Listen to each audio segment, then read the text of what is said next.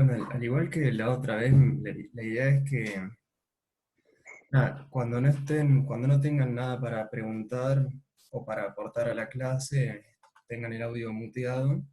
Y bueno, en cualquier momento quieran intervenir para preguntar algo o avisarme que no se escucha, que no se ve claro, me activan el audio e intervienen.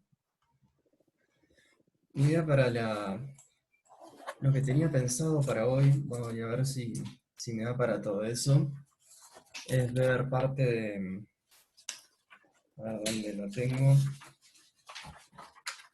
es ver alguna parte del ejercicio, es ver el ejercicio 2.4, hacer la demostración formal, digamos en el de, se va escribiendo para arrancar con eso enseguida, que tenemos f de x es igual a x, si x es un entero, y 0 si no es un entero, y nos piden calcular la integral de a b de f de x. Y bueno, mi idea es hacer este ejercicio con cierto detalle, hacer la demostración bien formal. Después voy a ver, no sé si me da el tiempo para hacer todo, pero también quiero hacer alguna parte del ejercicio 2.6 y alguno del 9. Hay varias cosas que voy a omitir porque ya están hechas, como ella lo hizo Cándido en los videos. Les recomiendo tomarse un tiempo y mirar los videos que hizo Cándido del práctico, que hay links en el EVA, están en la página de YouTube, en la misma página que está subido en clase del martes. Nada, les recomiendo mirar muchas de las cosas que yo no voy a ver en el práctico, están explicadas en esos videos. ¿Alguna pregunta? Me preguntan por el 2.7. A ver cuál es el 2.7. Una función monótona, creciente y acotada es integrable. Voy a ver si sobra tiempo, voy a ver si al final si al final de la clase entonces puedo ver el 2.7. Porque, ¿cómo es? Lo que tiene el 2.7 es que está en las notas. O sea, en las notas del capítulo de integrales, el 2.7 está resuelto. Entonces, no voy a darle mucha prioridad porque prefiero hacer otros que no tengan en las notas. Y el 8 justamente es uno de los que Cándido resolvió en el video. En su segundo video, Cándido resuelve el ejercicio 8. Entonces, también creo que prefiero tratar de hacer estos otros, me parece que son bastante complejos también. Y nada, y me parece que no están en ninguna otra fuente. Pero si sobra el tiempo, vemos alguno de esos. Pero nada, para el 2.7 recomiendo las notas del curso, en lo cual me parece, está demostrado en el capítulo integrales de las notas del curso, que aparece en la sección bibliografía, capítulo integrales, y el 8 Cándido lo resuelve en su video de esta semana. Bueno, empezamos con esto. ¿Algún otro aporte que quiera hacer alguien? Io non credo. Infatti, Bueno, arranco con esto. ¿Qué sería demostrar para empezar, nosotros queremos probar que si queremos probar que en general la integral de a a b de f de x es igual a un cierto valor c. Para esto no sé si se acuerdan, lo que tendríamos que demostrar es que tendríamos que demostrar dos cosas. Primero, tendríamos que demostrar que digamos que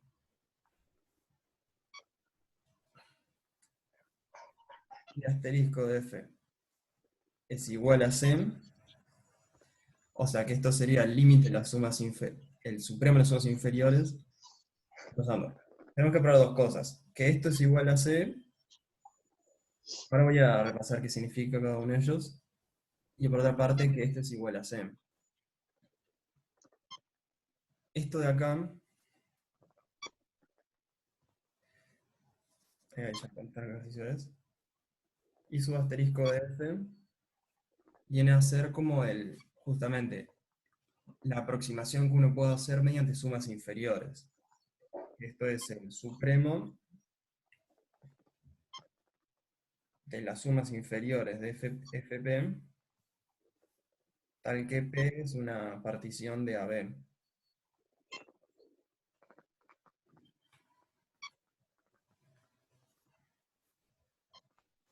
Como que, ahí se me fue de...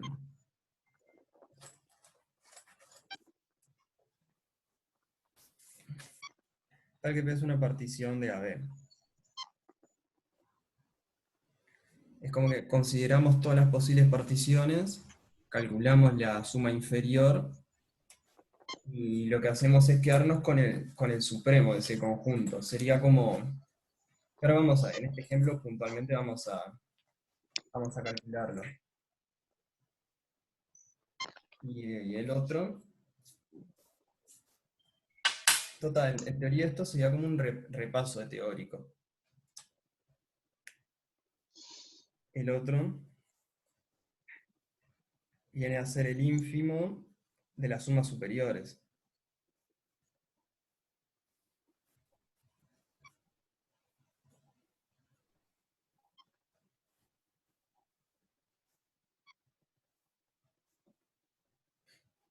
Lo que voy a hacer es, más o menos, dibujar una raya donde no se ve. Bueno, nada, esto serían las cosas que habría que probar, que el supremo de las sumas inferiores es C, y el ínfimo de las sumas superiores es C. ¿Hay alguna duda de esto, de que haya quedado de ver el teórico?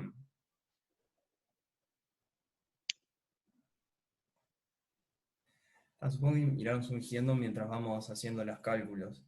Y lo que me parece que está bueno repasar es que si tenemos un conjunto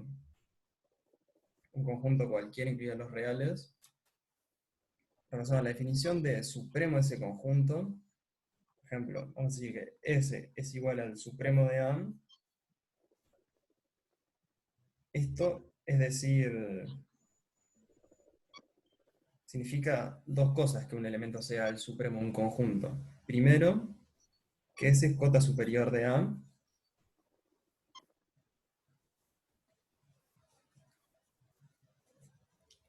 O sea, hay que probar que S cota superior de A, que esto es lo mismo que decir que para todo A perteneciente al conjunto A es menor o igual a S. Y lo segundo que hay que probar es que para todo C cota superior de A,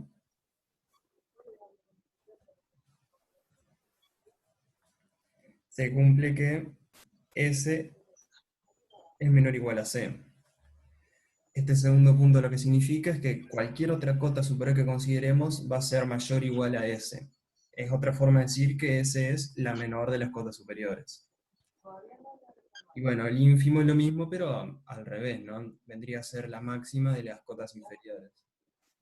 Que bueno, como por axioma de completitud, lo que dice es que si el conjunto no es vacío y tiene alguna cota superior, entonces tiene supremo.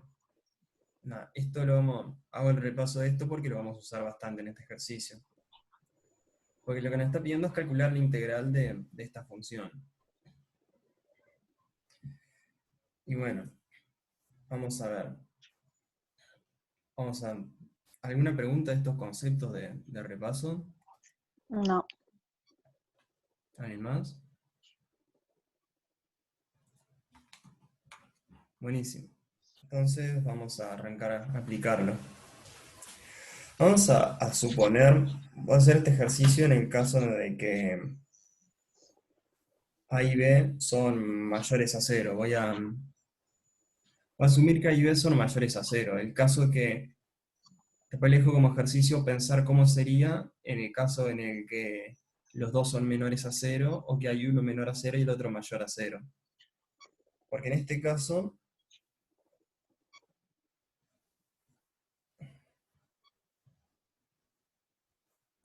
tenemos A y B, y la función, bueno, lo que hace es, tendríamos esto, por ejemplo, en los enteros que haya entre ellos, Y entre medio, entre esos valores, la función vale 0, ¿no? ¿Cuánto les parece que debería dar la integral de esto?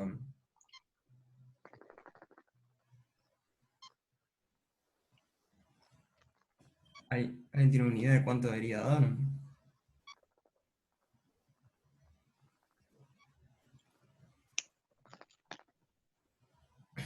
Bueno, les comento que lo que la integral va a dar es 0. Porque como estos son puntos, digamos, los puntos no tienen área, porque sería como un rectángulo con base 0. Entonces, digamos, los puntos aislados no... Ah, de hecho, con respecto a la clase grabada, yo la voy a subir, comento por las dudas. Pero, ¿cómo es? Este,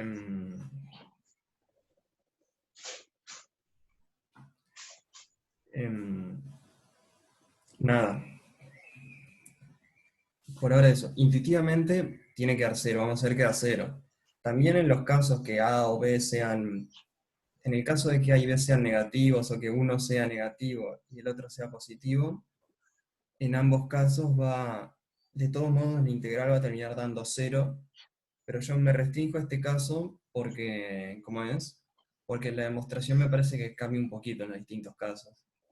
Pero sí, como dicen en el chat, básicamente cuando uno tiene un solo punto, la integral es 0. Bueno, pero vamos a demostrarlo, ¿no? Hay que demostrar que la integral es 0.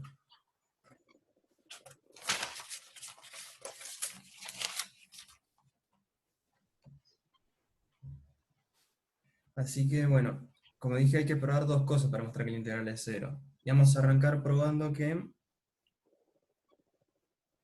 esto es igual a 0.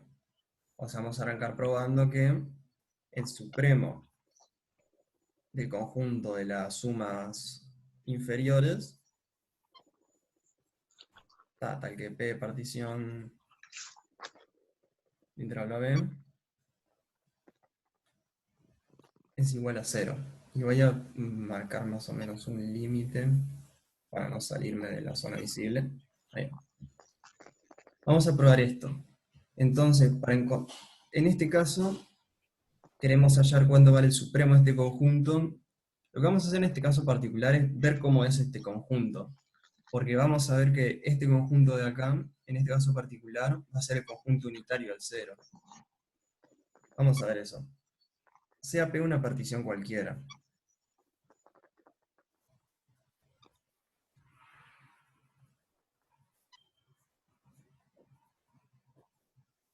Lo que quiero probar es que para cualquier partición, la suma inferior nos va a dar 0. Y eso se puede ver bastante claro haciendo el dibujo.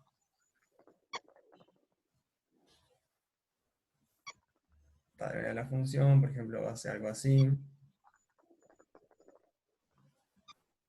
Y después entre medio vale 0. ¿Qué me pasa? Supongamos que tomamos una partición. Por ejemplo, partimos acá, acá, acá, acá.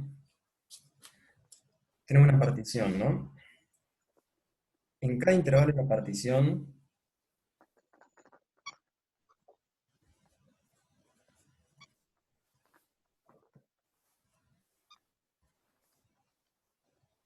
vamos a llamarle, por ejemplo, el intervalo a sub i, a sub i más 1. Digamos, en cada intervalo, o sea, existe un x perteneciente a ese intervalo, tal que f de x es igual a 0. ¿No? ¿Se entiende lo que vengo diciendo por ahora? Por ejemplo, agarramos un intervalo, por ejemplo, este intervalo acá, justo tiene un puntito en el medio que el valor de la función da positivo, pero en todos los otros puntos da 0, entonces podemos básicamente diciendo eso, existe algún punto en cada intervalo que la función da 0. ¿Se entiende eso? Que para cada intervalo existe algún punto en el que la función da 0. Parece que si uno se pone a mirarlo es bastante claro. Pero bueno, que me parezca que sea claro y que realmente lo sea son cosas distintas.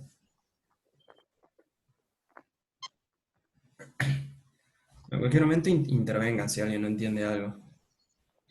Pero entonces, ¿qué es lo que pasa? En todos los intervalos existe un valor, un punto en el cual la función es cero. Y eso es lo mínimo que toma la función en el intervalo. Entonces, básicamente, lo que podemos ver es que la suma inferior de fp va a ser cero, porque en cada intervalo el mínimo es cero. ¿Estamos de acuerdo en eso? Bueno, supongo que sí. Y esto es una partición cualquiera, entonces la conclusión que llegamos es que para todo P partición,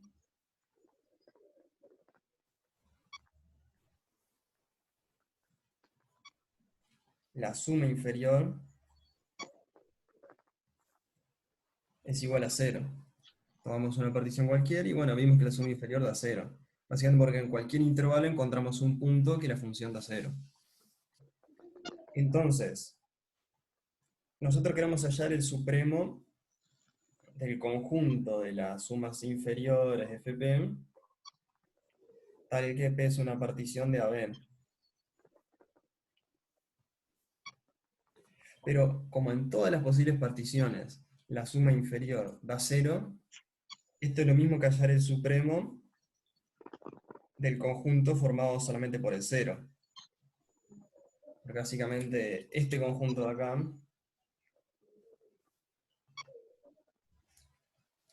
ese conjunto ahí es el conjunto formado solamente por el cero, debido a lo que acabamos de ver. Y bueno, y el supremo del conjunto que está formado solamente por el cero es el cero. Entonces con esto ya, digamos, ya estaríamos terminando esta parte de la demostración. ¿Alguna duda de esta parte?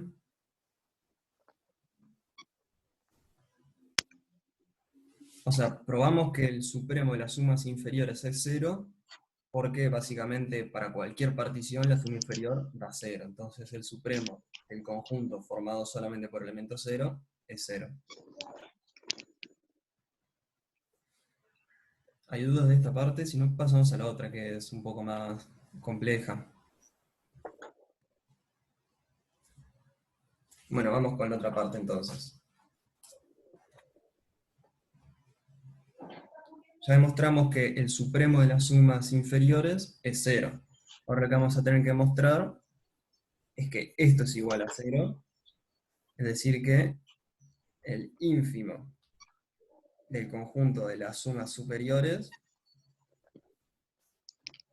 tal que P es una partición de AB, es igual a cero. Eso es lo que vamos a tener que hacer ahora. Y de vuelta voy a ver si marco más o menos el rango que no se ve. Está.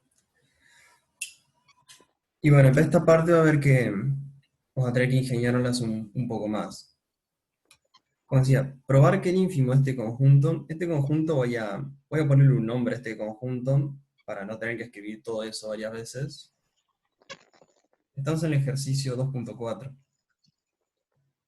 Cuando me preguntan en el chat.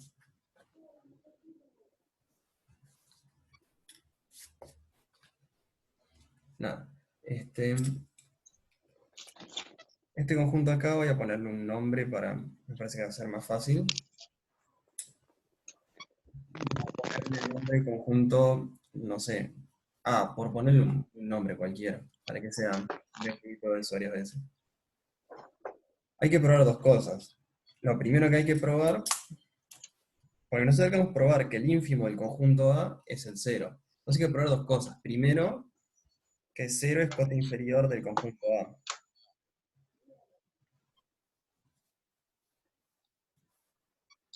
¿No? Y después habría que probar que cero es la máxima de las cotas inferiores. Pero vamos primero a esto. Y este en realidad es bastante claro. Porque, ¿qué pasa? Nosotros sabemos, una propiedad vista en el teórico, que siempre se cumple que esto es menor o igual a esto. Esto está en las notas del... Esto está en las... ¿Cómo es? En las notas. Básicamente que el supremo de las sumas inferiores siempre es menor o igual al ínfimo de las sumas superiores. Pero esto es igual a... Ya probamos que esto es igual a cero, así que tenemos lo que queremos. Y acá preguntan si va a tener el mismo problema que la función de Dirichlet. Y vamos a ver, al final va a ver que no va a terminar teniendo el mismo problema. Porque la función de Dirichlet tiene infinitas discontinuidades, pero esta... ya vamos a llegar a eso. Ahora después cuando termine comento un poco con la función de Dirichlet. Pero primero a esto. Tenemos que probar que cero es cota inferior del conjunto A, y bueno, ya lo sabemos porque por el teórico, de por sí, las sumas inferiores siempre son menores o iguales que las sumas superiores. Entonces, nada, por esta propiedad que está en el teórico, nada, ¿alguna duda de eso? Esto siempre se cumple, que el ínfimo de las sumas, el supremo de las sumas inferiores es menor o igual al ínfimo de las sumas superiores. Y nada, ahí ya tenemos que ser cota inferior. Y ahora vamos a ver lo segundo, que es un poco la parte capaz más difícil de la demostración, es probar que, bueno, básicamente, que si C es cota inferior, entonces C es menor o igual a cero. Esto básicamente es lo mismo que decir, o sea, es lo mismo que decir, equivalentemente,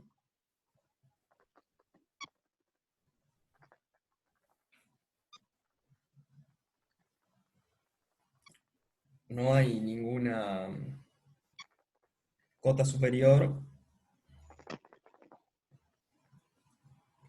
mayor a cero, ¿no? Lo que tenemos que probar es que no existe ninguna cota superior mayor a cero. Y eso lo vamos a lograr, básicamente, esto es muy parecido al razonamiento a menos de epsilon que aparece en el teórico, pero en el fondo es más o menos el mismo razonamiento, pero no importa. Lo que vamos a hacer es suponer, por absurdo, suponemos por absurdo, que tenemos un C mayor a cero, que es cota inferior. ¿Qué pasa? Lo que vamos a tratar de demostrar es que, bueno, que en realidad no es una cota inferior. Y eso lo que sería, por ejemplo, vamos a ver, si acá tenemos el cero y acá tenemos C, lo que nosotros queremos demostrar es que en realidad no puede ser una cota inferior, y eso lo vamos a hacer. Tenemos que encontrar una partición P tal que la suma superior de Fp sea este acá, sea menor a C. O sea, lo que vamos a hacer es para todo C mayor y esto más o menos lo mismo que decir que para un C mayor o igual a 0 cualquiera, vamos a encontrar una partición tal que la suma superior es menor a P, es menor a C.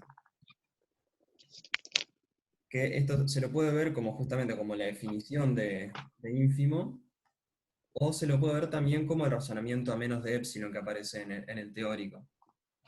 Pero en el fondo el razonamiento que vamos a hacer, como estoy diciendo, es el mismo. Entonces, en conclusión, le escribo acá, tenemos que hallar una partición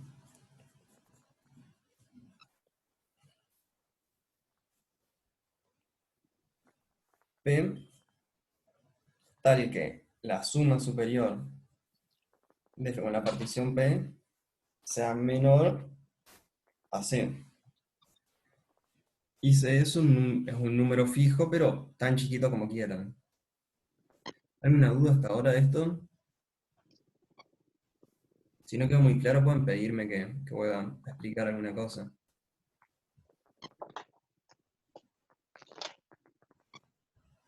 Está bien. Y vamos a ver cómo hallamos esa partición P. Voy a hacer un dibujito más o menos de cómo vamos a hacerlo.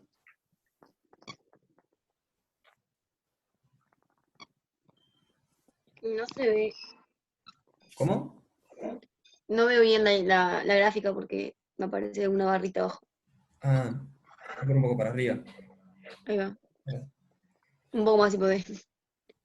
Ah, ahí va. ¿Ahí? Sí, ahí sí. Ahí va. ¿Qué pasa? El punto que nosotros hacemos que si hay algún intervalo que queda, por ejemplo, consideramos este punto, si tenemos un intervalo que queda con este punto adentro, ¿qué pasa? Obviamente la suma superior lo que va a hacer es tomar, lo que va a hacer la suma superior es tomar un rectángulo con altura igual al punto, ¿no? Yo creo que las sumas superiores van a ser una cosa más o menos así. ¿Se entiende? Las sumas superiores van a tener rectángulos que van a tener la altura de estos puntos. Pero, ¿qué pasa? Nosotros estos rectángulos podemos hacerlo tan finos como queramos. Entonces lo que vamos a terminar haciendo es eligiendo una partición que haga esos rectángulos tan finitos que el área de ellos sea, que básicamente que la suma de sus áreas sea menor a c. En el fondo, la idea de lo que queremos hacer es eso, hacer una partición que sea tan chica que justamente la suma de las áreas de los rectángulos sea menor a c. Y eso vamos a hacer afinando los rectángulos. Esto, ¿para dónde tengo que girar el cuaderno? Ahí. Entonces vamos con eso. Tenemos C y queremos hallar la partición P.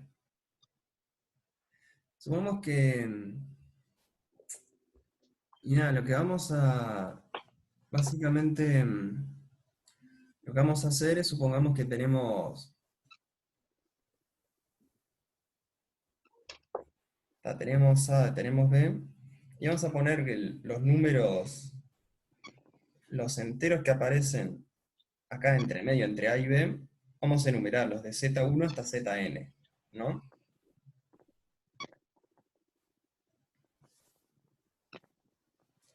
Y lo que vamos a hacer, la partición que vamos a considerar va a ser así. Obviamente empieza con el A, después va a tener Z1 menos delta, Z1 más delta, Z2 menos delta, Z2 más delta. Y todo así hasta Zn menos delta, Zn más delta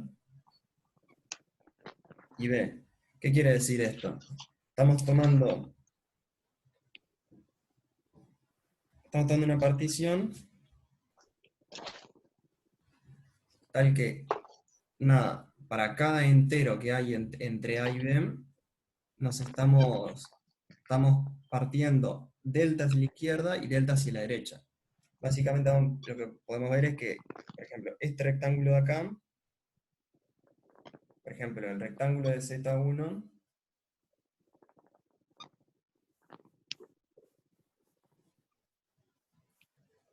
básicamente tiene base 2 delta y alto Z1, ¿no? Básicamente porque es correrse delta para acá, correrse delta para allá, entonces la base en total es 2 delta, y la altura es la altura de esto, que es Z1. Y delta es un número, nosotros lo que vamos a tratar ayer es encontrar cuál es el delta que necesitamos. En sí, nosotros podemos tomar delta como cualquier número positivo. Lo que vamos a hacer es, bueno, haciendo cuentas, ver qué delta tenemos que tomar para que la suma superior dé menor a c. ¿Se entiende más o menos lo que estoy diciendo o estoy siendo muy confuso? Ay, acá se me fue el... No me dijo nada. Avíseme cuando pase esto, pero por acá se me fue el dibujo.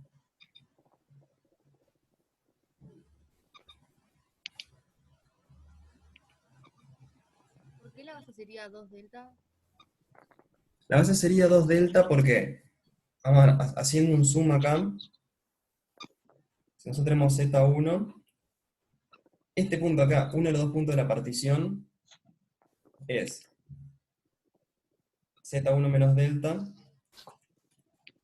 y el otro punto de la partición es Z1 más delta, ¿no? Entonces, en realidad, si uno lo resta, da 2 delta.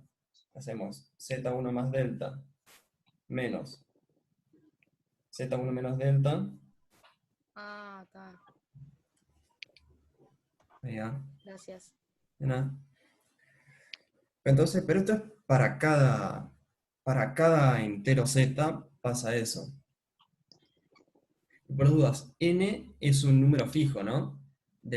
O sea, el n es un número fijo, puede ser 5, 20, 30, pero depende solamente del A y el B, ¿no? Digo por las dudas, o sea, este n es algo fijo, ¿no? No depende del... Como que el n es fijo, son todos los enteros que están entre A y B. Acuérdense que A y B son como dos números fijos que tomamos del principio. No, seguimos. Pero entonces, la suma superior de f con la partición P vendría a ser, corregir para arriba, justamente la suma del área de cada uno de esos rectángulos. Y si se fijan, todos los rectángulos van a tener base 2 delta, y la altura va a ser el z correspondiente, ¿no? Esta es la suma del área de todos los rectángulos, que es la suma de i es igual a 1 hasta n, de base, que es 2 delta, por la altura, que es zn. ¿Se entiende eso o no? Básicamente, estoy sumando, esto sería, digamos, el...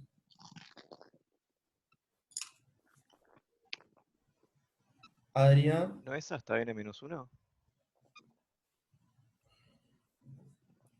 espera, y decimos. No, es hasta n, porque yo estoy tomando zn, son todos los enteros que hay entre A y B, Ah, claro. ¿no? O sea, no es la sumatoria de los... En sí lo estoy escribiendo como el... ¿Se entiende? No es exactamente la definición de la fórmula. Está un poco... Porque no es... Claro, la fórmula que aparece en el teórico es hasta n-1, pero es porque considera todos los intervalos de la partición. En realidad acá solo estoy considerando los intervalos que dejan entre medio un entero. Porque, o sea, si alargo esto acá, por acá está Z2. Contiene sus... ¿Cómo es? Que tiene sus Z2 menos delta y Z2 más delta.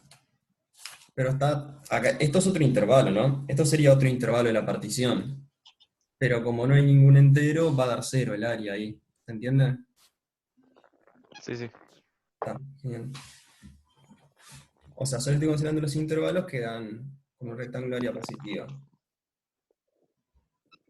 Está, ¿qué pasa? Yo lo que quiero hacer es acotar esto. Yo quiero que esto sea menor a... Quiero que esto sea menor a c. Entonces lo que voy a empezar a hacer es acotarlo. Este Zn, vamos a ver si... Una cosa que podemos afirmar es que para todo i, sabemos que zi es menor a b, ¿no? Porque básicamente todos son enteros que están entre a y b, en particular son menores a b. Menores iguales, ¿no? Porque puede que b sea el último entero. Pero yo estoy diciendo, como todos estos son menores o iguales a b, yo puedo decir que esta sumatoria es menor o igual a la suma de i igual 1 hasta n de 2 delta por b, ¿no? ¿Estamos de acuerdo? Básicamente, todos estos enteros son menores o iguales a b. Entonces lo que digo es, bueno, acoto la suma cambiando esos enteros por algo que es mayor o igual, que es b. Porque mi objetivo es acotarla, no calcularla exactamente. Bueno, sigo del otro lado. Nosotros tenemos...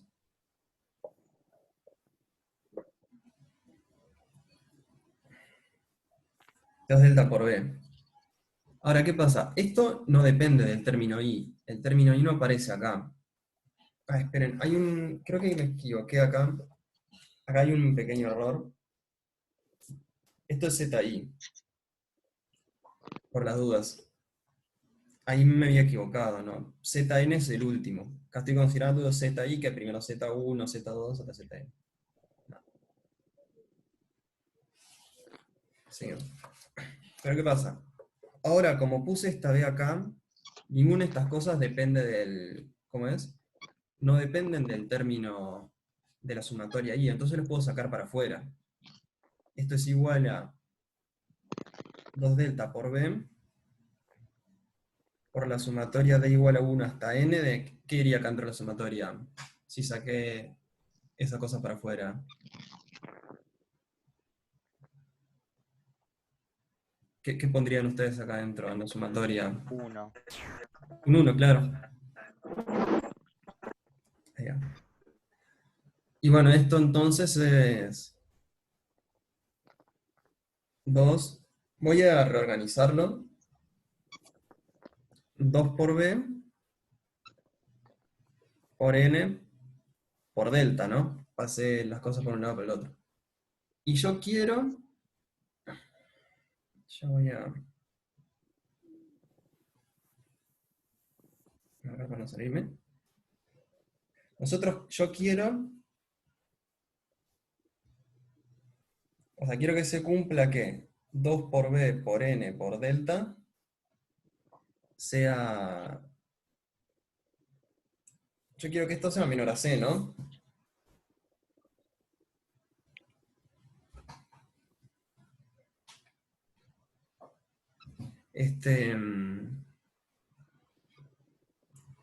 Nada, yo quiero que se cumpla esa desigualdad.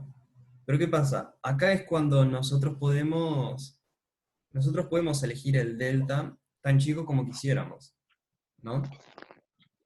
Porque es el que se había dicho. Nosotros tomamos una partición, en cada punto nos corremos delta para atrás, delta para adelante, o sea, en cada uno de los enteros que hay ahí entre medio, con el objetivo de hacer los rectángulos los más finos posibles. Y nosotros el delta podemos elegirlo tan finito como quisiéramos. Y ahora es cuando vamos a hacer eso, vamos a elegir el delta tan fino como para que el resultado de la sumatoria sea menor a c. Entonces en particular elegimos, vamos a ponerlo un poco más explícito,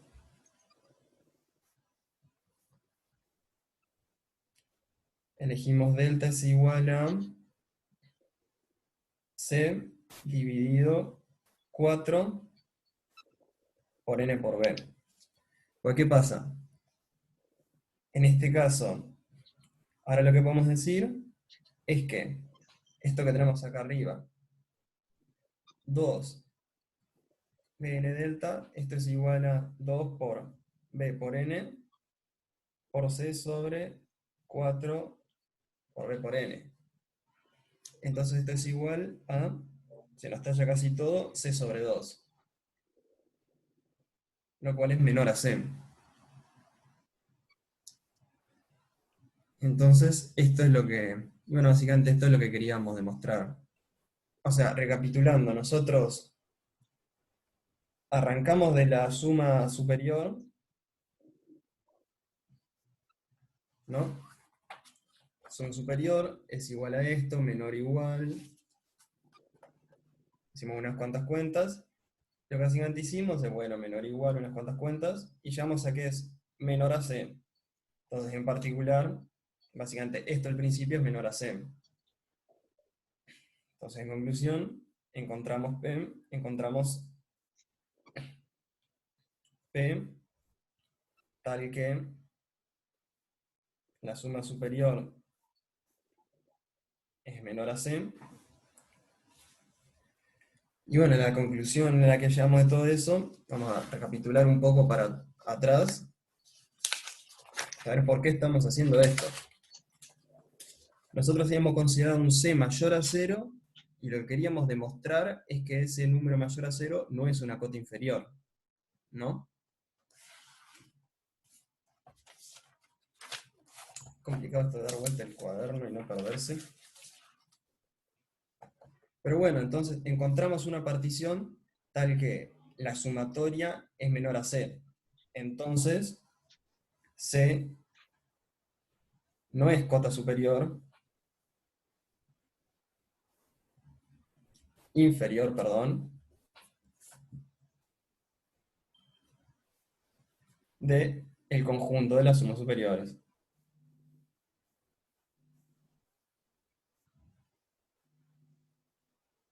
La partición de AB, eso es lo que vengo escribiendo varias veces.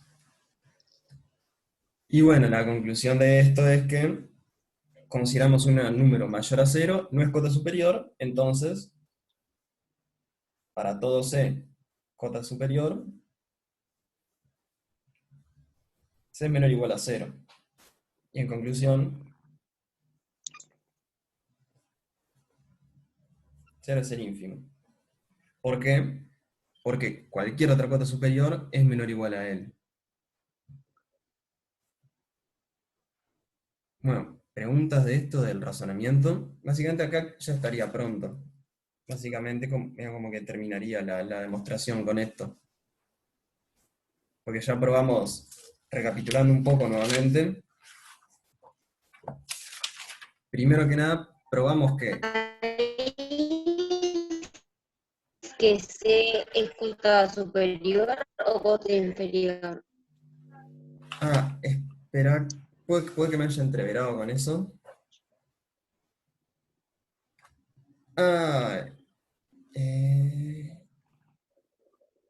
Cota inferior, gracias. Porque estaba considerando... No, es cota superior.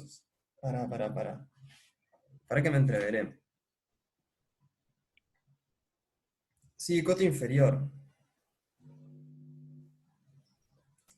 Gracias. Sí, tiene que ser cota inferior, porque estamos considerando, queremos encontrar el ínfimo de las sumas superiores. Es medio entreverado eso, ¿no? Porque es el ínfimo de las sumas superiores y el supremo de las sumas inferiores. Así es así como dijiste, gracias. Bueno, lo que estaba diciendo...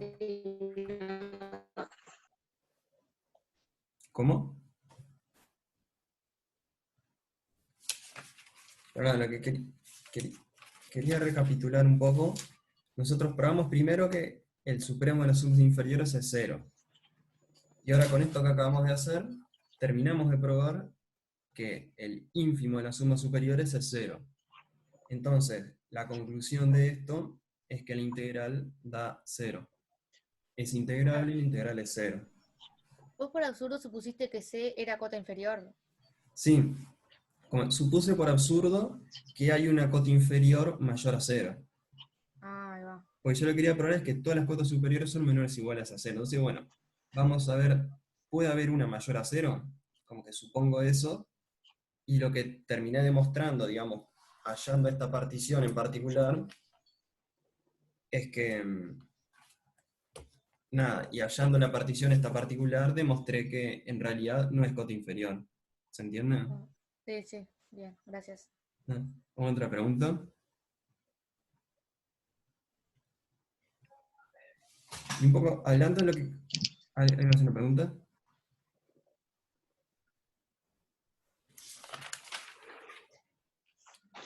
Y hablando un poco de lo que... alguien mencionó la función de Dirichlet. Que era un poco de eso.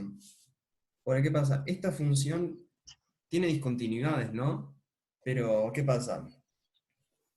En esta función, nosotros las discontinuidades son puntitos aislados, que cada uno tiene ahí a 0, entonces como que no da problema. Porque, claro, a cada coso de estos, uno lo puede ensanguchar en rectángulos cada vez más finitos, y entonces tiende a 0 el área.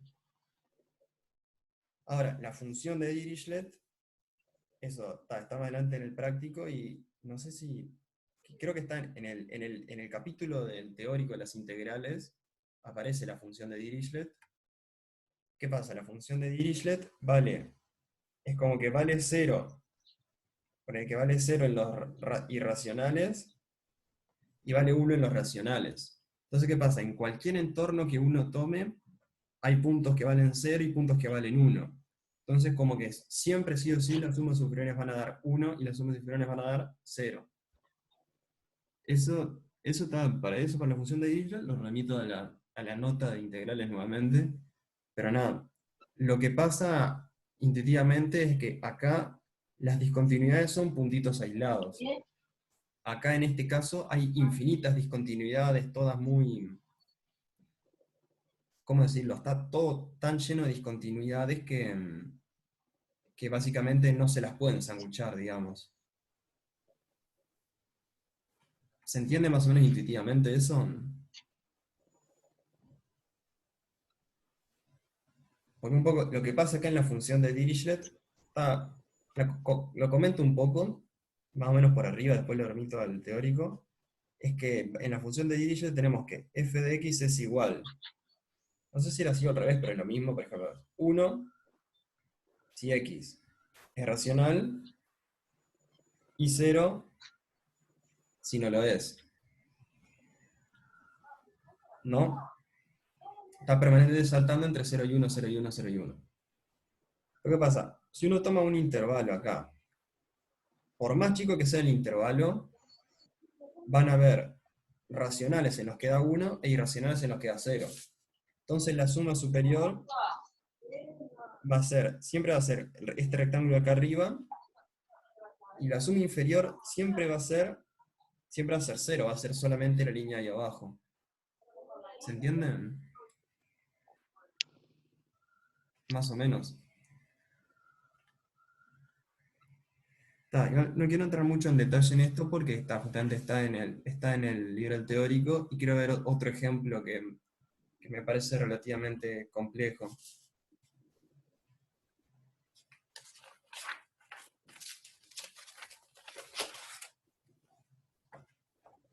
Entonces, no quedó ninguna duda del ejercicio que hice recién. Cualquier cosa, pregunten ahora, es el momento para preguntar.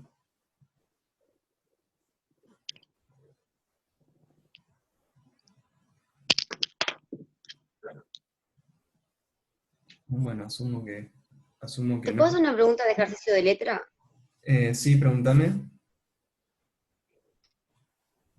¿De cuál?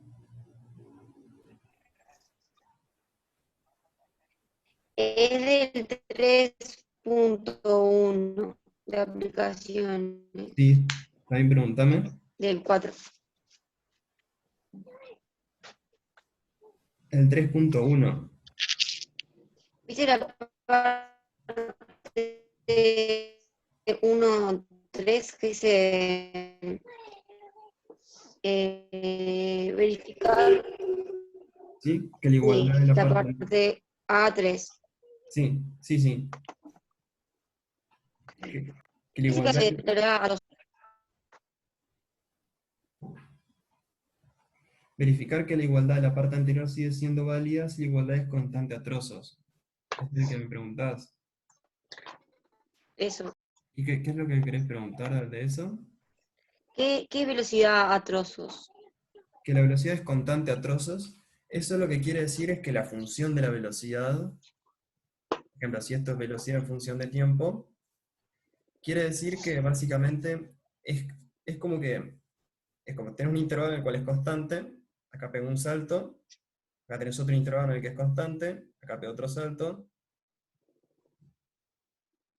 Es como que es constante con intervalos y va pegando saltos. ¿Se entiende lo que estoy diciendo? Ah, bien. Es como una función que lo podrías pensar como que hay una partición, que en cada intervalo de la partición la función es constante. Como que va pegando saltos, pero en hay todos intervalos en los que es constante, no cambia. ¿Se entiende? Sí, bien. Gracias. Ah, buenísimo. Está. Entonces, quería probar, ver algo en la parte 6, del ejercicio 6. Que justamente el primero es más o menos que aparece la función de Dirichlet. Que este está en el... Ya que me preguntaron, es lo que está más o menos lo mismo que... o menos lo mismo que habíamos, es lo mismo que dije, esta función de acá, les comento lo que da, les comento lo que da y los remito al teórico para ver una explicación más en detalle, pero por ese razonamiento que hice recién, básicamente la suma superior de FP va a dar 1 para toda partición. O sea, la suma superior va a dar 1 independientemente de cuál sea la partición, y la suma inferior siempre va a dar 0, independientemente de cuál sea la partición. Eso es así porque, claro, en cualquier intervalo que uno considere, van a haber puntos en los cuales la función vale 1 y puntos en los cuales la función vale 0. Hay dudas de este ejercicio, porque capaz hay mucha gente que si hay mucha gente que tiene dudas, puedo explicarlo un poco más en detalle.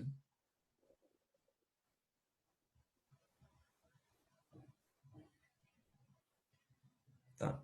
Entonces, si hay alguno que todavía le quedan dudas, le recomiendo mirar la explicación del teórico. ¿Alguien que hablar? Bueno. Nada, si hay alguien que le quede en duda de esto, le recomiendo, por una parte, leer el teórico, y si no, no sé si vieron que también hay horarios que son específicamente para consulta.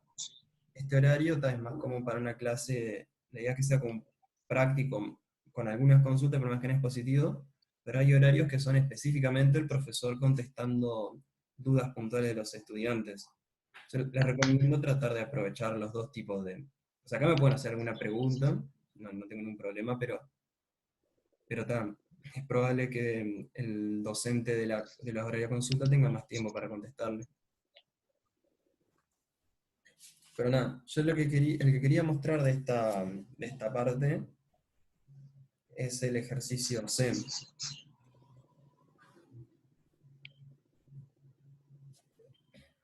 Que es un caso bastante extraño, me parece a mí. Porque vale 1 si x es igual a 1 sobre n con algún n perteneciente a los naturales. Y ya voy a marcar en la línea. Y vale 0 si no. ¿Qué es lo que estaría haciendo esta función?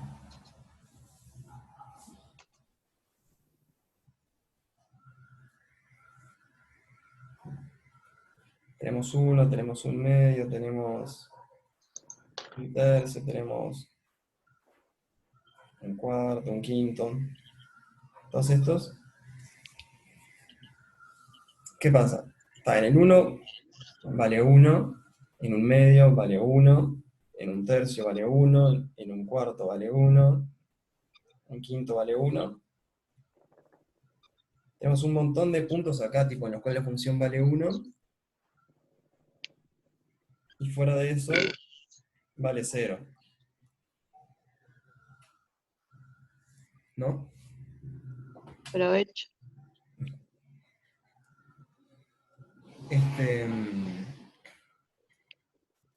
¿Cómo se dice? No. ¿Hay alguna duda de la definición de la función?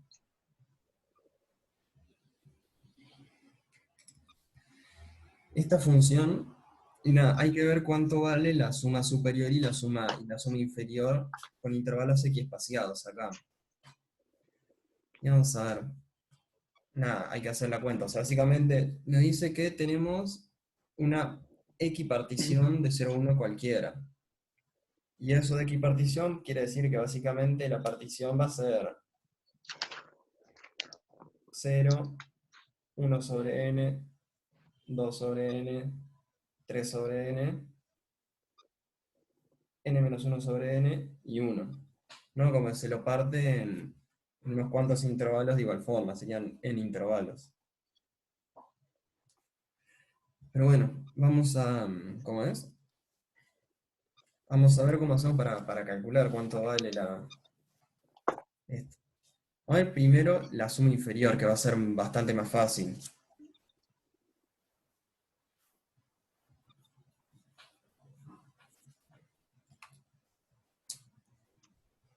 Está considerando, ¿cómo es? No entendí la partición. La partición. Dale. Acá les voy a escribir el conjunto de vuelta.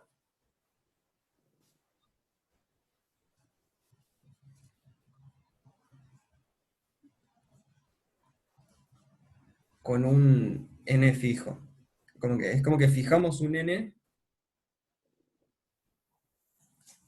contra la partición. Nosotros elegimos un n fijo, 5, 20, 500, y vamos a partir el intervalo 0, 1, bueno, en intervalos de largo 1 sobre n.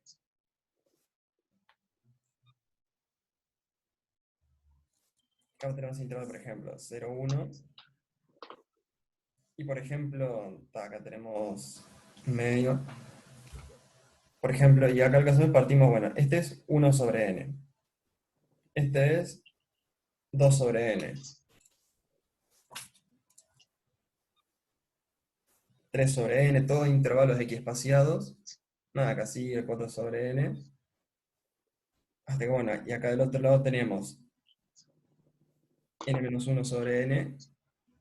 Acá tendríamos n-1 sobre n. ¿Se entiende mejor? Ahí va, gracias. No. Lo que es eso, es particionarlo en un montón de intervalos iguales. Y bueno, vamos a ver primero cuánto vale la suma inferior. ¿Cuánto les parece que vale la suma inferior? ¿Se da cuenta cuánto tiene? 0. Cero, sí. Va a valer 0 siempre. ¿Por qué es eso? Porque nosotros... 0. Exactamente. Como dijimos, la función hace una cosa más o menos así. Pero ¿qué pasa? Entre medio de todos esos valores, o sea, tiene un montón de valores, infinitos valores en los que vale 1, pero siempre entre medio de esos valores vale 0. Entonces, claro, en cualquier partición que uno tome, siempre en cualquier intervalo uno va a encontrar algún elemento que el valor de la función es 0. Eso es así. Entonces, por eso lo que vamos a afirmar es que la suma inferior de fp es igual a 0, independientemente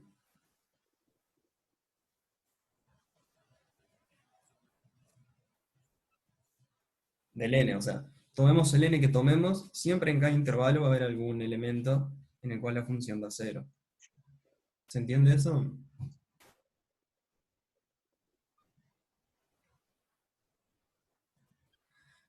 Y ahora vamos a ver lo que es un poco complejo, por lo menos a mí me resultó complejo, es la suma superior de esto.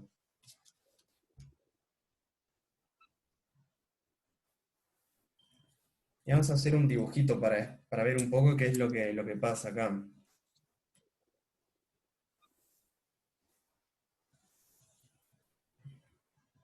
Medio más o menos grande, vamos a hacerlo.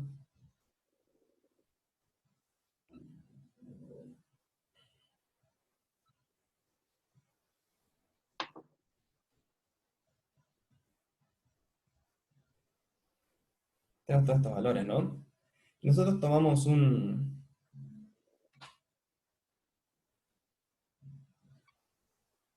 partición, ¿no?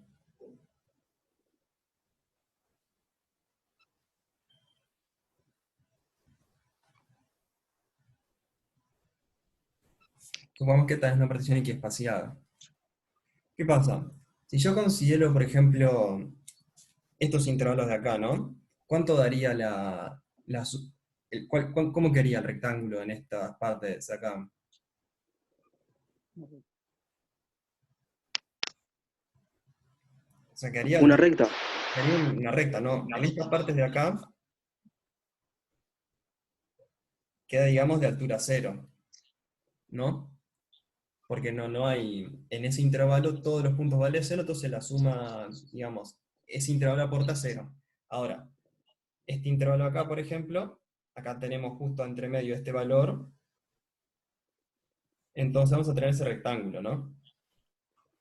Pero ¿qué pasa? Acá tenemos otro intervalo acá entre medio, ¿y qué pasa? Acá también es 0, porque justo ahí no hay ninguno, ¿no? Tampoco justo ahí no hay ninguno. Ahora, en este acá justo también hay un elemento, ¿no? ¿Se entiende lo que estoy haciendo? Estoy viendo cuánto valdría la suma superior. ¿Y qué pasó? En este de acá, justo este de acá, nos fijamos que este punto de acá está en este otro intervalo. Entonces acá tenemos otro intervalo que no aporta nada. ¿Se entiende lo que estoy diciendo? Sí.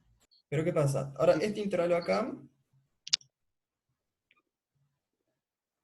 nos queda un rectángulo. Pero ¿qué pasa de este punto hacia la izquierda?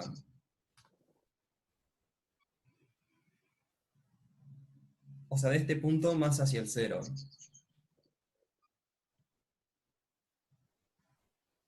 ¿Va a haber algún intervalo por acá en el cual de 0?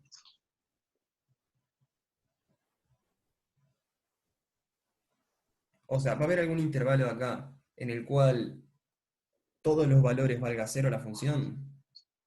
No. No, o sea, acá están, ¿cómo decirlo? Están tan apretados los puntos, los 1 sobre n, que van a quedar, a partir de acá van a quedar todos.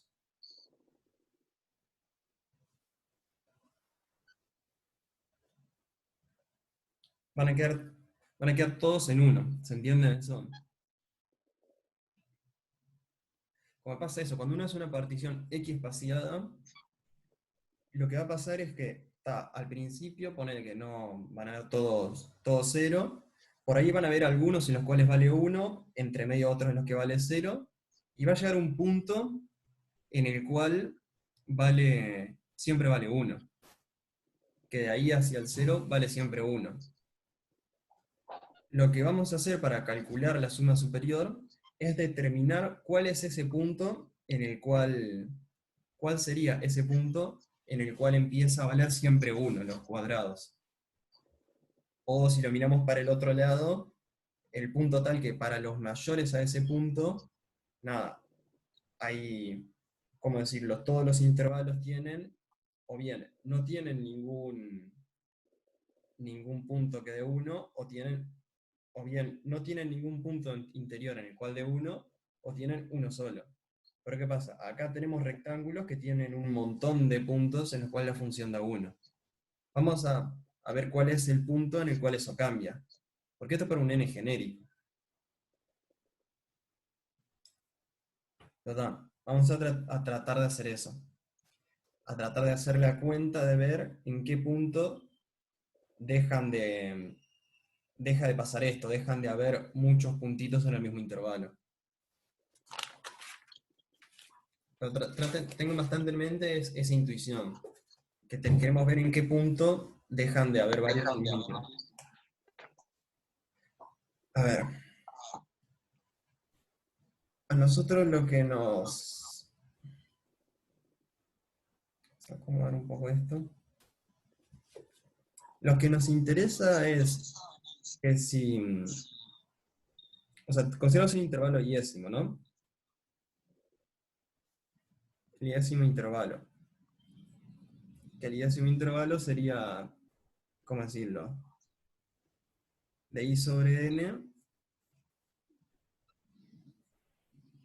y más 1 sobre n. Más, eso es un intervalo cualquiera. No es exactamente en realidad sería, no importa, en realidad acá estaríamos contando un 0º intervalo, pero no importa, es un intervalo cualquiera. Tenemos ese intervalo y nosotros queremos ver si existe un k tal que i sobre n es menor a k Eso es lo que nos interesa, ¿no? Ah, perdón. Menor a 1 sobre K. ¿Por qué digo eso? Porque básicamente, o sea, por la definición de la función, o sea, da 1, ¿no te parece? La función da 1 en los 1 sobre n con n partición de los naturales, podemos decirlo como en este caso usamos la letra K, porque la n ya la estamos usando. ¿No? Es ver si hay un punto intermedio en el cual la función da 1. ¿No? Sería básicamente, vamos a hacer un dibujito, acá abajo. Un poquito más abajo.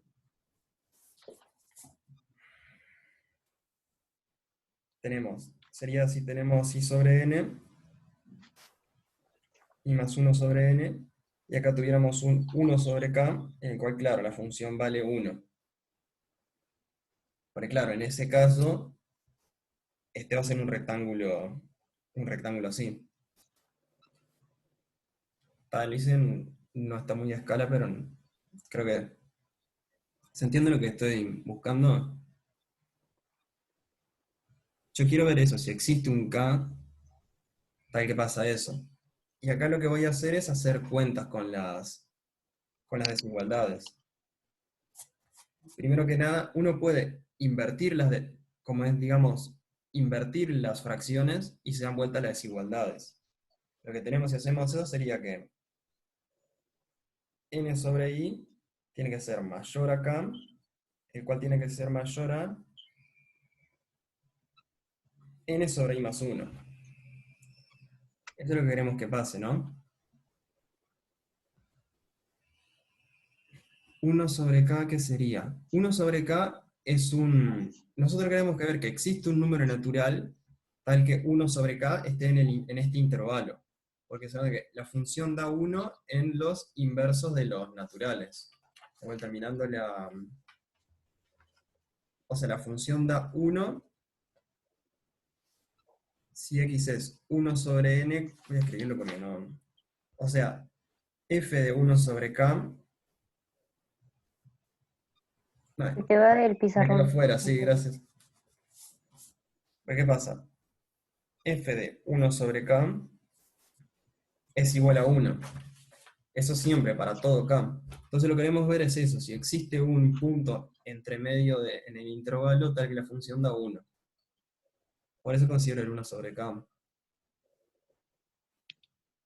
Y yo quiero ver eso, ¿cuándo existe? Porque lo que yo le decía es que lo que pasa es que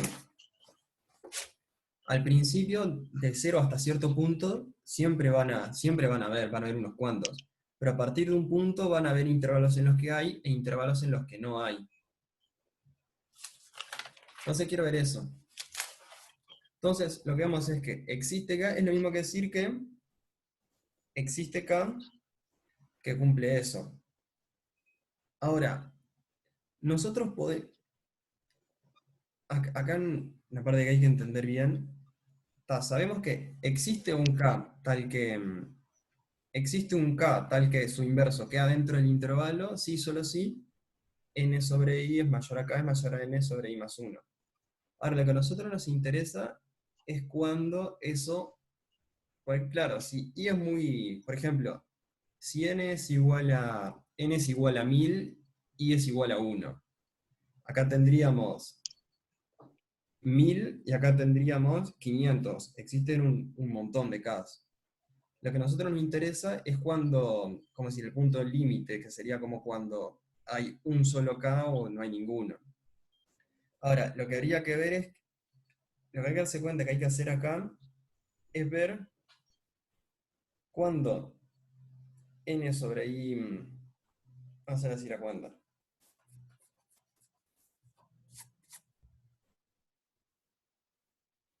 N sobre i menos n sobre i más 1, queremos ver cuándo pasa que esto es menor a 1. Pues ¿qué pasa? Nosotros en este intervalo que tiene un extremo de n sobre i más 1 y n sobre i, queremos ver que exista un k, que existan naturales k. Ahora, si la distancia entre estos dos es mayor o igual a 1, por ejemplo, que nosotros tenemos, de vuelta se me está yendo para afuera, hacer el giro acá. Si nosotros tenemos que acá está n sobre i más, nosotros tenemos que acá está n sobre i más 1, acá está n sobre i, y nosotros queremos ver si existe un k, acá, ¿okay? Esto capaz estará bueno escribirlo, ¿no? Y nosotros queremos ver si por acá adentro existe k natural, ¿no? Y nosotros en particular, nosotros sabemos que va a haber un punto desde 0 hasta cierto i, tal que siempre va a existir. Pero cuando i sea muy grande, va a llegar un punto que va a haber uno o no va a haber ninguno. Entonces, lo que sabemos es que si la diferencia entre este y este, vamos, lo contrario de esto, si la diferencia entre este y este es mayor o igual a 1, entonces acá van a haber unos, ¿cómo es? Por lo menos un natural seguro hay, porque si uno considera dos números reales cuya distancia es mayor o igual a 1, ya uno está seguro que hay un número natural. Pero bueno, vamos a ver lo contrario, porque cuando la distancia es menor a 1, hay uno o no hay ninguno. Que eso correspondería, vamos a hacerlo acá, o sea, esta zona de acá, en la cual en todos da 1, corresponde a cuando n sobre i menos n sobre i más 1 es mayor o igual a 1. Esta zona corresponde a eso, porque es cuando siempre va a existir uno o muchos k. Ahora, esta zona de acá corresponde a cuando n sobre i menos n sobre i más 1 es menor a 1. Porque en ese caso nos pasa como acá. En este no hay ninguno, en este hay uno solo, en este no hay ninguno, en este hay uno solo, y en todos estos no hay ninguno.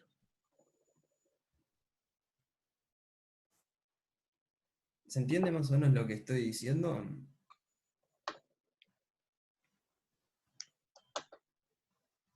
Falta... Fácil. A mí me pareció que no es nada fácil hay que pensarlo bastante. Pero nada, nosotros queremos encontrar el i a partir del cual se cumple esto. Pero entonces lo que hacemos acá es decir que n sobre i tiene que ser menor a... ¿Cómo es lo que bien? Ah, sí. Acá lo que hago es hacer como un denominador entre estos dos. Vamos a ver. Acá lo que tendría es n por i más 1 menos n por i sobre i por i más 1 menor a 1. Acá haciendo cuentas, este n por i se me va a ir con este de acá haciendo distributiva, y lo que me queda arriba va a ser básicamente n sobre i por i más 1 menor a 1. Y nosotros lo que queremos hacer es hallar el i a partir del cual esto se empieza a cumplir. Entonces lo que hay que hacer acá es despejar i y nos va a quedar un polinomio de segundo grado. O sea, pasamos el i multiplicando para allá arriba, ¿no? Como esto es positivo, no pasa nada, no se nos invierte la desigualdad. Y nos queda que n es menor a i cuadrado más i. En otras palabras, que i cuadrado más i menos n tiene que ser mayor a 0 para que se nos cumpla eso.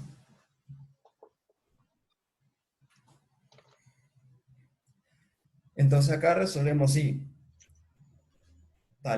Cuando acá aplicamos Bhaskara y nos van a quedar dos raíces, nosotros nos vamos a quedar con la raíz positiva. Que la raíz positiva va a ser menos 1 más la raíz cuadrada de 1 más 4 por n sobre 2. O sea, esta es la raíz positiva.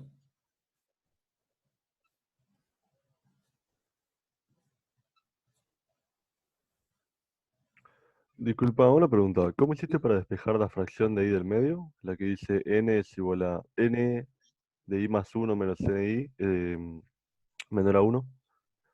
Ah, lo que hice es, si acá aplicas distributiva, acá te queda n por i más n por 1. Ujú. Y el n por i se te va con este que está restando acá. Claro, te queda uno solo arriba. Claro, un n nomás. Ah, ahí va, bien, bien, bien. Mala mía, gracias. Ah, no pasa nada. Entonces, ¿qué pasa? La conclusión es que, entonces, esta sería la raíz. Pero vamos a hacer un poco de dibujito, digamos, lo que sería el signo de esto.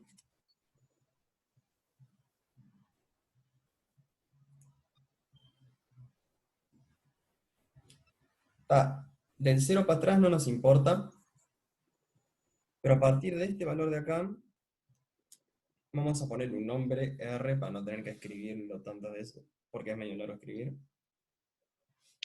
Nosotros sabemos que acá va a ser negativo, y acá va a ser positivo, ¿no? Y en realidad la desigualdad se cumple, pues nosotros tenemos que sea mayor estricto a 0. Exactamente, en R nos da exactamente 0. Pero de ahí para adelante, nada, nos va a dar eso. Entonces, ¿qué pasa? A partir de este valor que calculamos de acá, los números mayores a eso, ¿cómo es? A partir de este valor vamos a estar, ¿cómo se dice? A partir de ese valor que calculamos vamos a estar en este caso, en este caso en el cual hay rectángulos, algunos rectángulos de alto 1 y otros que son de alto 0. Vamos a hacer un poco el dibujo de vuelta para que quede, para entenderlo mejor, para no confundirlos y no confundirme yo tampoco. Nosotros lo que tendríamos es, acá hay un tema, y sabemos que por acá hay un pequeño tema que hay que ver, es que claro, R es un número irracional. Vamos a ver, o sea, este número acá, esto claramente este número no pertenece a los enteros, ¿no? Y en realidad a nosotros lo que nos interesa es el i. Entonces, básicamente lo que vamos a tomar la parte entera y la parte entera más 1. Nosotros tenemos que, vamos a hacer así.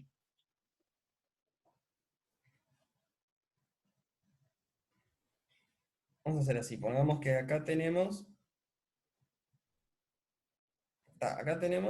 sí, acá tenemos 1 sobre n, ¿no? Acá tenemos unos cuantos, y acá tenemos, pongamos, parte entera de r sobre n, acá tenemos parte entera de r más 1 sobre n, y nada, siguen los intervalos. ¿Qué pasa? Hasta este punto de acá, va a estar siempre arriba. Y en este intervalo de acá, lo que nosotros sabemos es que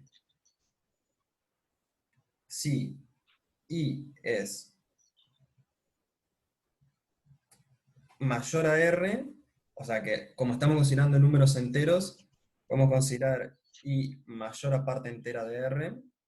Si i es mayor a parte entera de r, esto está a pensar un poco en términos de, como que porque el número estaría acá entre medio, pero como estamos tomando números naturales, si i es mayor a parte entera de r, entonces, nada, digamos,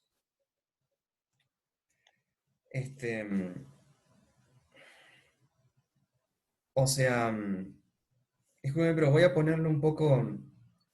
Acá está, estuve un poco mal yo porque me parece que. Vamos a hacer. En realidad lo que tengo que pensarlo mañana al revés. Si i es menor o igual a la parte entera de R, entonces necesariamente, sí o sí, existe un K tal que i sobre n es menor a 1 sobre K, es menor a, vamos a ponerle menor o igual, i más 1 sobre n. Esto está, capaz yo acá lo que hice, pues yo lo que hice es preguntar en contextos mayor a 0, ¿no? Pero si uno hace lo... perdón, yo lo que hice es considerar contexto es menor a 1. O sea, si esto es menor a 1, o sea, puede haber o puede no haber un entero. Pero ahora, si esto es mayor o igual a 1, sí o sí hay un entero. Porque es un intervalo de distancia mayor o igual a 1, sí o sí hay un número entero. ¿Y qué pasa? Yo hice toda esta cuenta con el menor, lo contrario sería tomar, si uno tomara lo contrario, que sería acá poner, digamos, mayor o igual a 1, que es el caso que nos asegura que haya un número entero, esto de acá sería, nada, y tendría que ser, o sea, haciendo toda esta cuenta que hicimos acá, y tendría que ser menor o igual a R.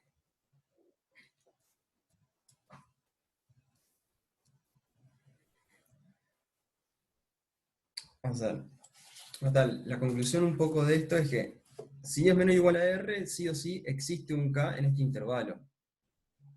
Entonces, en particular, este otro, con este otro también. No, porque este sería exactamente el intervalo parte entera de R sobre N, parte entera de R más 1 sobre N, nada. En particular en este existe un K. Pero ¿qué pasa? Acá estamos en el punto en el cual de acá hacia la derecha lo que va a pasar es que, o sea, de acá hacia la derecha lo que pasa es que en el intervalo, digamos, i sobre n, o sea, justamente i sobre n, perdón, sí, no, sí, en el intervalo i sobre n, vamos a ponerlo cerrado, i más 1 sobre n, pueden o no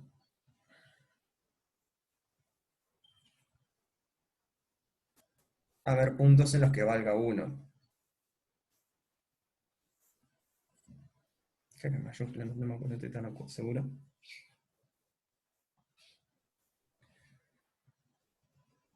En los que valga 1, pero en realidad lo que más me interesa es que de acá hacia adelante, un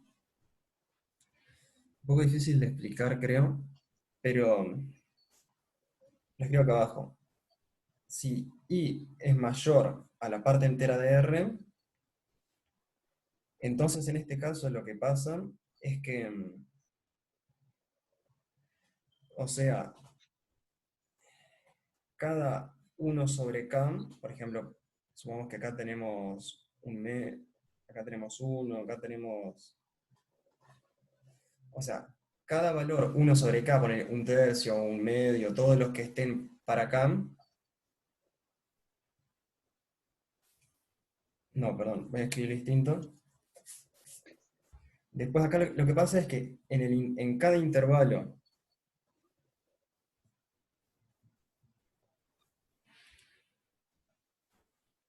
i sobre n, i más 1 sobre n, va a haber, hay a lo sumo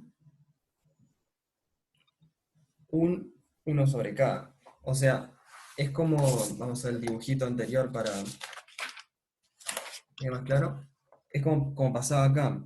Tenés en los que no hay ninguno y en los que hay uno. No hay ninguno, hay uno, pero acá no tenés ningún rectángulo en el que hayan dos.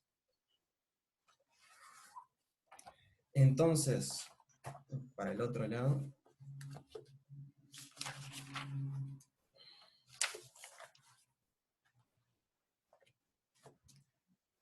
Entonces lo que hay que hacer acá es básicamente de este punto hacia adelante es contar la cantidad de valores de uno, o sea, la cantidad de inversos que quedan por acá. A ver, lo que hay que hacer para este punto es contar los K tal que 1 sobre K es mayor a la parte entera de R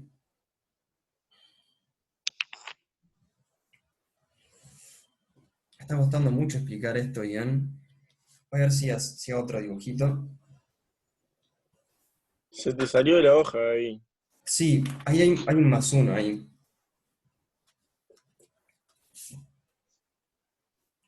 Pero gracias.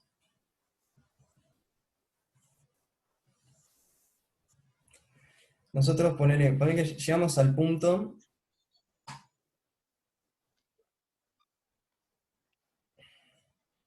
Como vimos, de este punto para atrás, siempre están todos ahí. Pero ¿qué pasa? Si acá tenemos, por ejemplo,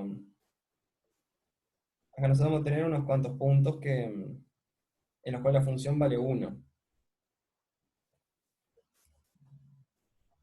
Lo que estoy tratando de decir es que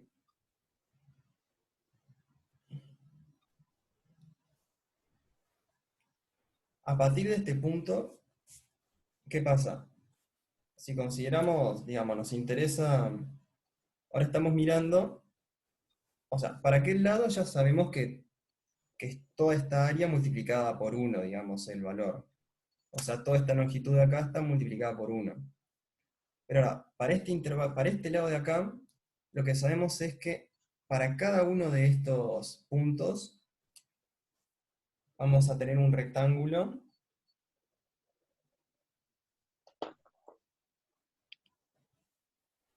para cada uno de esos puntos vamos a tener un rectángulo.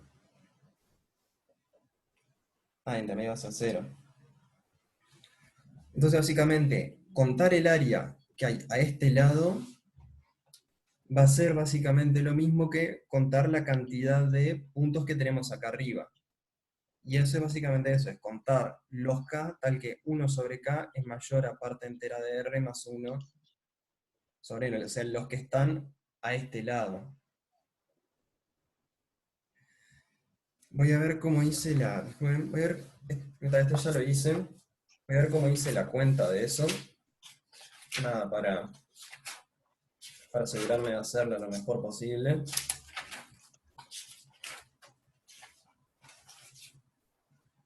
Existe acá tal que se cumple. Claro, 1 sobre K es mayor a R más 1 sobre N. Sí, hice lo que... No. Entonces, lo que vamos a hacer ahora es esto, básicamente. Contar los K tales que ver cuántos son los K tales que se cumple esto. Y bueno, eso básicamente...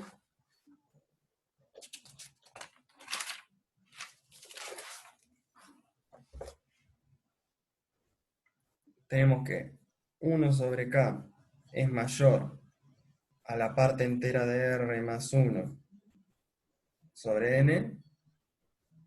Sí, solo si K es menor a N sobre la parte entera de R más 1.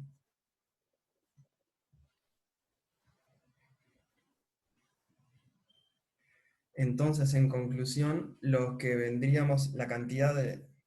Entonces, a ver, entonces la cantidad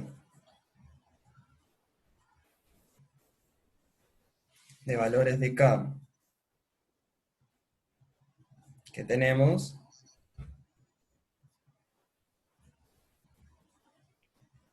bueno, es básicamente este número o mejor dicho, la parte entera de ese número.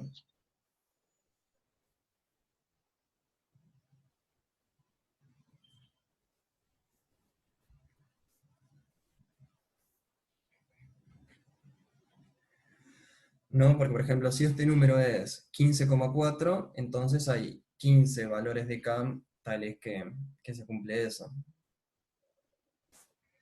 Pero entonces, en conclusión, ya estamos en condiciones de calcular la suma superior. Porque, ¿qué pasa? Tenemos esta área de acá, que es básicamente, es nada, este valor multiplicado por la altura, y acá son la cantidad que encontramos multiplicadas por 1 sobre n.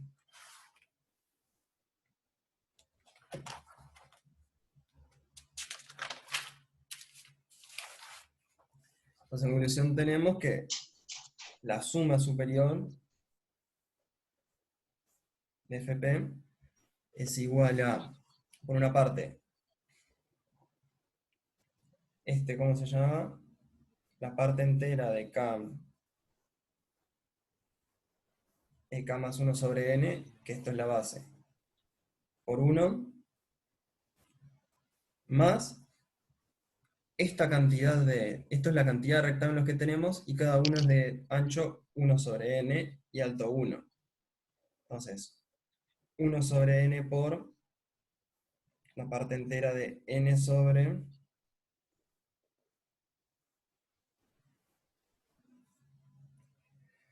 Entonces, en conclusión, lo que nos queda, nada, es esto. Y hoy voy a hacer un dibujo nuevamente para tratar de que quede más claro. Nosotros teníamos, disculpen, este K de acá no, acá va una R. Nosotros tenemos parte entera de R más 1 sobre n. Nosotros sabemos que, poner que esto es 1. Nosotros sabemos que de acá para allá, en todos los intervalos, va a haber un punto en el que la función valga 1. Entonces, esta área sabemos que toda va a estar sumando 1. ¿Y qué pasa? De acá para allá, nosotros sabemos que hay unos cuantos puntos en los cuales la función vale 1, y para cada uno de esos puntos vamos a tener un rectángulo.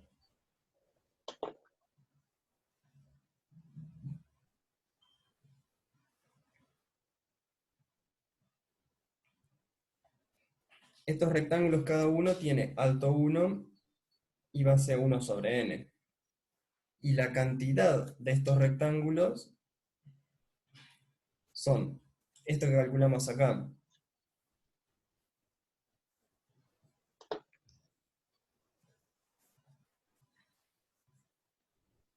Son esa cantidad de rectángulos. Entonces, el área de esto es esto de acá. Y el área de esto es el área de cada rectángulo multiplicado por la cantidad de rectángulos que tenemos. Entonces, en conclusión, la suma superior lo que dio es esto de acá. Que bueno, volviendo a poner, o sea, lo que es la raíz R, lo que esto da es, sacando el factor común, ya saco el 1 sobre n factor común, esto nos da 1 sobre n por la parte entera de la raíz cuadrada de 1 más 4n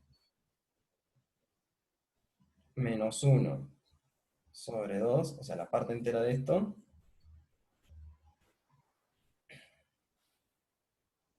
esto más 1, no, hay un por 1, perdón, o sí, esto más 1, por este más 1 de acá, más esto de acá,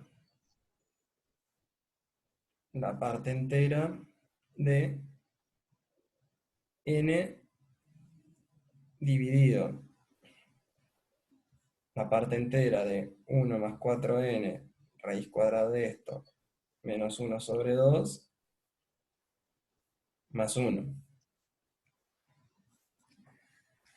Para acá me quedé. Voy a tener que correr un poco más esto para que se vea. Ahí va. Y esto básicamente es lo que terminaría dando la suma superior, si no me equivoqué en las cuentas. Esto de acá es lo mismo que esto de acá arriba, digo, pues, no sé muy claro, pero, o sea, esto de acá y esto de acá abajo son lo mismo. Pero, ¿por qué lo escribí de esa forma?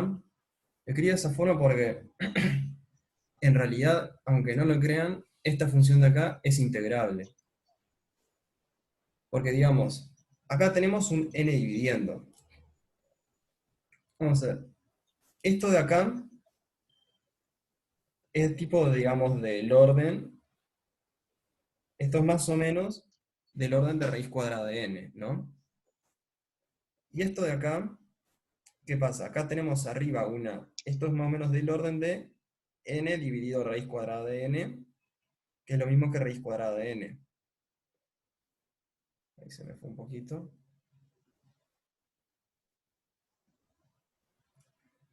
¿No? O sea, vamos a ver, tenemos un n dividiendo y acá algo que es del orden de raíz cuadrada de n más otra cosa que es del orden de raíz cuadrada de n. Pero entonces, tenemos algo que es raíz cuadrada de n más o menos, dividido algo que es n. Y esto, cuando vamos a hacer n cada vez más grande, lo que va a terminar ganando es este n que está dividiendo, y entonces va a terminar siendo integrable, va a dar 0. Voy a contestar una pregunta que hay en el chat. Alguien pregunta, ¿por qué hay n sobre r más 1 rectángulos? ¿Qué pasa? Porque los valores que... Nosotros sabemos que de este valor, nosotros debemos considerar los puntos estos que hay de este valor hacia la derecha. Pero estos puntos son los 1 sobre k, ¿no? Con k perteneciente a los naturales. Entonces queremos hallar los k tal que 1 sobre k es mayor a esto, ¿no? Facundo La Rosa, si querés, podés hablar, decirme si te queda. Hasta ahí vamos bien, o sea que es encontrar los 1 sobre k, tal que 1 sobre k es mayor a esto. Hasta ahí sí. Ahí va. Lo que hago acá es invertir. Invierto, y lo que me queda es esto, que es encontrar los k pertenecientes a los naturales tal que k sea menor a esto de acá. Que k sea menor a n sobre parte entera de r más 1. Y bueno, la pregunta es, bueno, ¿cuántos valores de k hay que son menores a esto? Y bueno, eso es básicamente... acá esta parte entera no va. Sí, sí va. Discúlpame. Sí, no, sí es así. ¿Es esto o esto menos 1, capaz? No importa. Acá hay una pequeña salvedad, pero que no cambia el resultado mucho. Pero entonces lo que hago es acá, esto, paso para esto, ¿no? Lo que estoy haciendo es invirtiendo. Acá le estoy preguntando, digamos, la cantidad de k perteneciente a los naturales, tal que, o sea, los naturales, tal que k es menor a un cierto número, por ejemplo, a un número n, ¿no? O sea, haciendo n esto acá. Es como preguntar cuántos números k hay que son menores a esto de acá. Que no voy a poner n porque n es como si fuera un natural. Menor a un cierto x, que es esto de acá. Pero ¿qué pasa? La cantidad que tenés es el valor absoluto de eso. Acá puedo poner... disculpen. Acá puedo poner mayor o igual, y ahí se me soluciona un poco un pequeño problema que no le den mucha bola. Pero ahora pregunto, bueno, ¿cuántos números naturales hay menores o iguales a un número real? A un número real positivo. Por ejemplo, si tenemos 5,8, los números naturales que tenemos menor a este, sacando el 0, porque está 0 no, tenemos 1, 2, 3, 4 y 5, ¿no? O sea, en total la cantidad son 5. que es igual a la parte entera de 5,8. Ah, ¿Se entiende? sí.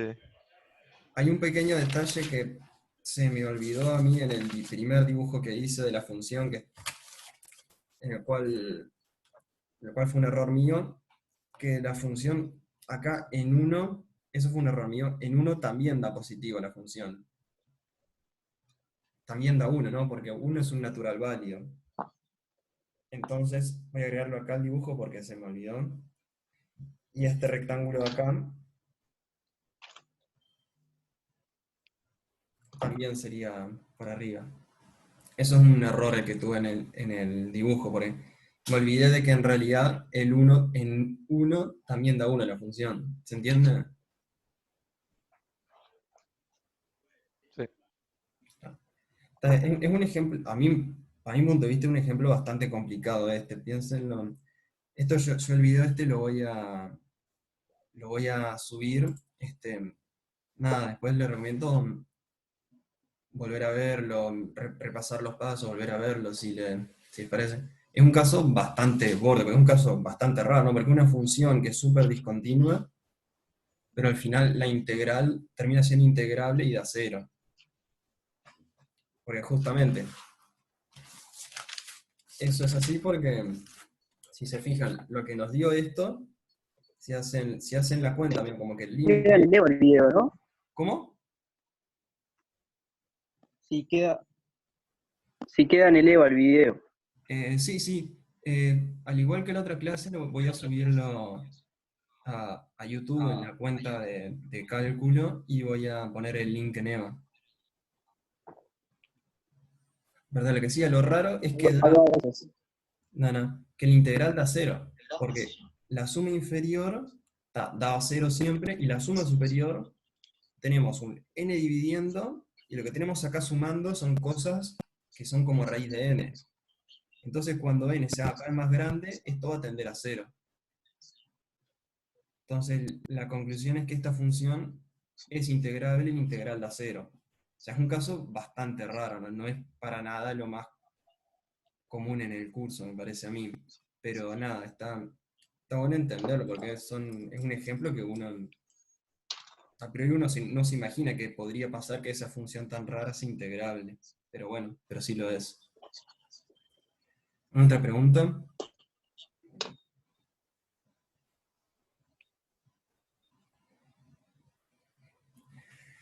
Y bueno, lo último que voy a hacer, ya está un poco pasado de horas, y alguno está medio aburrido, pueden desconectarse y después mirar el video.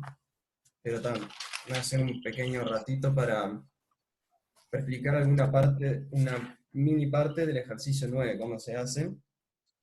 Me parece que está bueno mostrar un ejemplo, en el cual nos piden, por ejemplo, calcular cuánto vale f de x es igual al integral de menos 1 a seno de x de 1 de t. ¿Y cómo se hace esto? Lo que me parece que está bueno, o sea, bien rápido, les comento ahora cómo se hace. Si nosotros consideramos, por ejemplo, g de x es igual a seno de x, y h de x es igual a la integral de menos 1x de 1 de t, entonces esta función de acá arriba, f, es igual a, ¿cómo es? H compuesto con g, ¿no? Es observar esto, que esta función de acá arriba, la integral de menos 1 seno de x, es esta función evaluarla en seno de x. Pero entonces, básicamente lo que hay que hacer para calcular cuánto vale esto es, bueno, calcular h de x y evaluarla en esto. H de x, la integral de menos 1x de 1 de t. Esto, nada, ¿cómo se dice? Creo que por lo que se hace en alguna parte anterior, creo que en el ejercicio 5, esto lo que va a terminar dando es x más 1. De hecho, no, bueno, es un poco obvio en realidad porque es una función, como es, 1 es una función constante. Pueden fácilmente probar que el integral da esto. Y bueno, entonces lo que tenemos que hacer es h compuesto con g de x es igual a h del seno de x, que es igual a, entonces, seno de x más 1. O sea, esta definición la aplicamos con seno de x. ¿Se entiende lo que dicen? Constante, ya sea sí o no. ¿Se entiende o no se entiende? Sí. No, por lo menos alguien entiende. Sí. Está bueno eso. Gracias. Em, bueno, nada, tiene unos cuantos más para hacer. Este de acá está, pues, la data de esta función se puede demostrar, pero es básicamente el área de este, ¿cómo es? El área de este rectángulo de acá. Lo pueden demostrar formalmente que da eso. Pero bueno, ¿alguna pregunta que quede de algo? ¿No querías hacer el 7 o el 8? ¿El 7 o el 8? Y nada, ya están bastante pasado de hora. Lo que te recomiendo es, si querés, te recomendaría ya ir a preguntarlos a... Ahora yo no sé si quedan clase de consulta en la semana, pero ¿vos viste el video de Cándido? No sé quién es, pero no, creo que no. En el EVA hay... el 7 está en las, ¿cómo se dice? En las notas del curso, o sea, en el capítulo integrales. Te recomiendo... ¿Qué son notas del curso? Déjame ver si puedo compartir pantalla. Ven mi pantalla, ¿no? Sí. Sí. Está. Voy a mostrar a lo que me refiero con las notas del curso. ¿Qué tiro que están dando lento? eva.fin.edu.uy.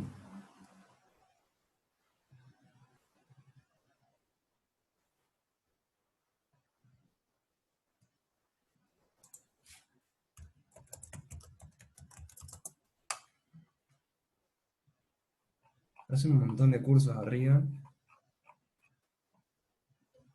Acá está. Acá si uno pone bibliografía, es esto de acá. Bibliografía recomendada para el curso. En particular, esto de acá, notas del curso, capítulo integrales. Ese es el que, ¿cómo es? En el cual... Eso es la nota del curso en la cual estoy hablando. Que ahí está todo, digamos, el teórico escrito. Y además, por ejemplo, el ejercicio 2.7 está demostrado ahí. Por eso te recomiendo verlo ahí. Si no, capaz el mejor ambiente para preguntarle son las clases de consulta. Déjame ver cuáles. Yo creo que son clases de práctica, clases de consulta. Nada, acá puedes ver tipo todos los horarios que tienen. Son estos dos, martes y jueves. Pero nada, lo que quería decirte, los videos de Cándido, uno viene acá, videos, y acá están los links. Los videos explicativos del práctico que hizo Cándido, en particular en este de acá, hace el ejercicio 8. Y nada, acá hay algunas clases subidas, yo la voy a subir a esta otra mía. Ah, dale, gracias. No, de nada. ¿Alguna otra pregunta?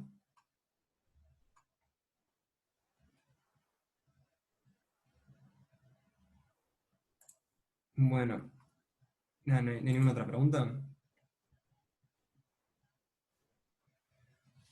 Bueno, en ese caso termina la clase. Gracias por asistir. Gracias a vos.